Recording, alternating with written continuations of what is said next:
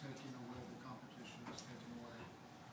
Could you just take a moment and talk about the emotions that you did feel, whether it was sadness or anger or frustration? Could you share a little bit, please? And I feel like I shared a lot in the Players Tribune piece. Well, I think for me it was definitely, I wanted to play more, and I wasn't ready to leave Europe at the time that I did, and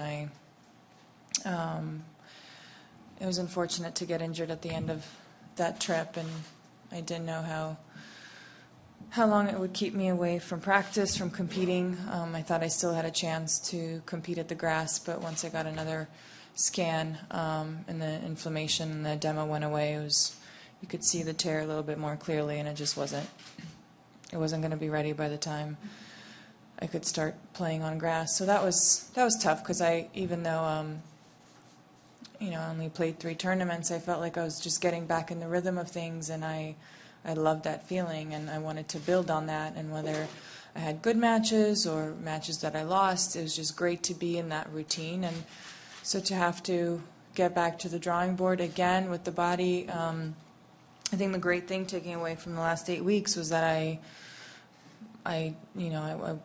of course I was frustrated, but I kept doing the work, and I did it without any hesitation. I knew it had to be done, and there's an element of injuries that's just sort of, you're injured, but there's so much that goes into it. There's a lot of work, and I did it, and here I am. Maria, how long before this tournament were you able to actually practice full out? You felt comfortable that the leg's okay? Yeah. I think playing the World Team Tennis matches was good, just to get my confidence back in the body, because it was an injury that I've never had before, and it happened like in a moment and just after a serve, and I knew right away that I never had a tear in my muscles before, so that was something new, and it was just a different experience. I couldn't really walk normally for 3 weeks, so I think the last few weeks I've been playing pretty full out, but just having those couple of matches where I felt like, oh, I'm not thinking about it. I had to work on my serve a lot, because it happened on my serve, and so I was a little frustrated, because I felt like I really served well, started serving well in Europe, and I just had to make some adjustment, because something wasn't firing right with the leg at that point. So. What do you think you played tonight? I think there's a lot of things I can take away from the match. I started strong, I started aggressive. No doubt that I had a letdown and loss of concentration and focus, and then I got it back up again and just didn't play smart. I felt like it could have been a match that I should win in 2 sets, but it didn't happen tonight. And the great thing was that I came out strong in the third. Tonight was the second largest ever attendance for a Monday night at this tournament. And the biggest was 2009 when you played on a Monday in the first round. How do you feel the fans reacted to you, and what was their support, or what was their support? I mean, you tell me. I definitely felt like there was support, and it's great to play so close to home. I really, it's been a while since I played in the States, and I enjoy that feeling. I've lived here since I was a young girl, and I always feel really, really at home when I compete in the U.S., so just to be able to play in front of a big crowd on a Monday night, as you said, is special. Maria, how has it been in terms of taking this break and staying on point with your training, as well as developing this book that we've been promoting? Right. Well, the writing of the book, went along 2.5 years before, at the end of 2015. So it's been a long process with the book, and really hasn't changed much of my training, because I've always done a lot of things in my career.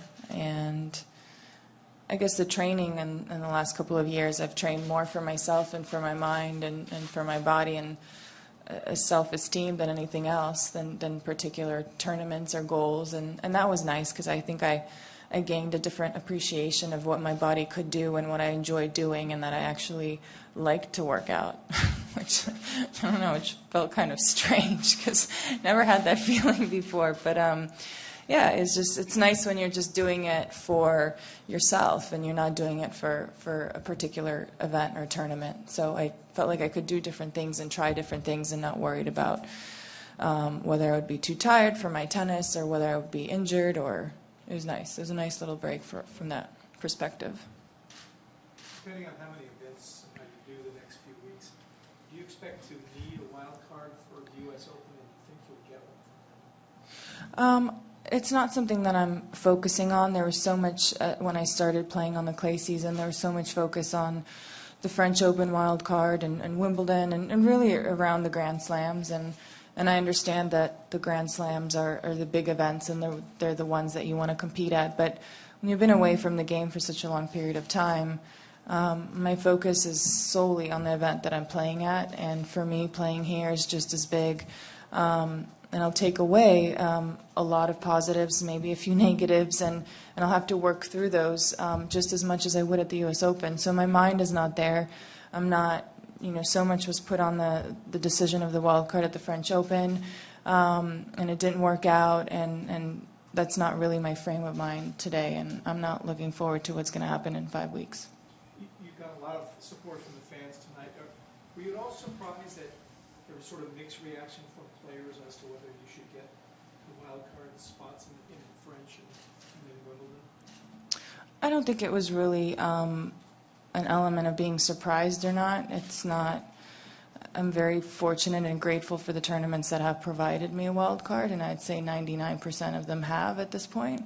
So I'm very thankful, and I'm, a lot of these events I've played at before, and I have a history with the people and the fans and the tournament itself, and so the opportunities that I have, I'm taking it, and I want to perform, and I want to perform well, and it means a lot to me to be here.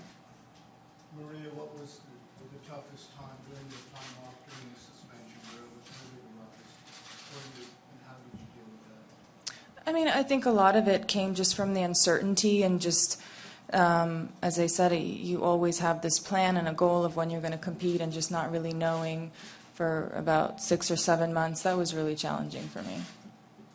Maria, you touched on it a little bit in the essay, but looking at the crowd tonight and their reaction to you, you wrote about the Stuttgart thing, but on some level it's surprising to hear like a superstar athlete say like I kind of maybe didn't appreciate the fans before as much as I do now.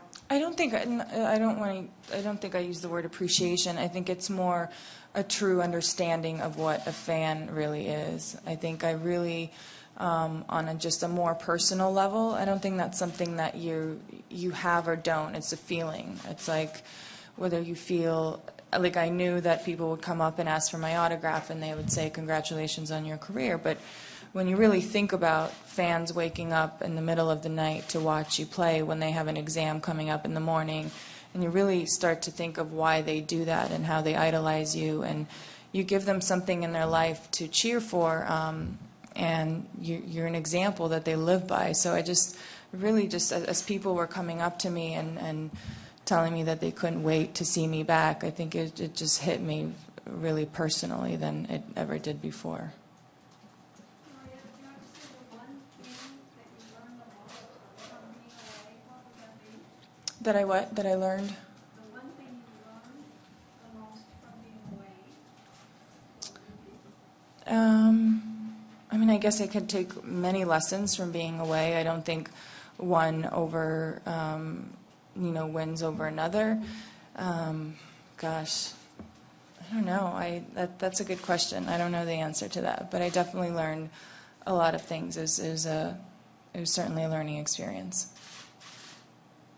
Would you say that you're a different person in any way from before in terms of these changes and the time you play? I don't think I'm a different person. I would say I'm an evolved person, and I think there's an element of growth that I went through, and I think it happens naturally in that situation where I think you're either, when you're faced with something like that, you have a choice to make and how you're going to handle it, and I'm very proud of the choice that I made and how I went about it, and I had many challenges along the way, and I still face them. There's no doubt about it, but I think I set the tone well just for myself and for my mind and for my body from the very beginning, and I think that's the reason I've been able to, to still appreciate what I do and still want to do it. I think I had every opportunity not to, and there's nothing that said I don't want to do it. And was there a time, aside from the support of your family and your friends,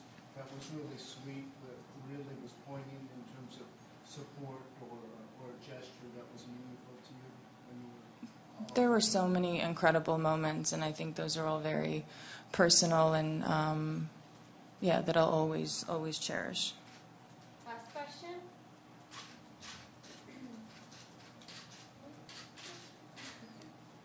Great. Thank you. Do we have video?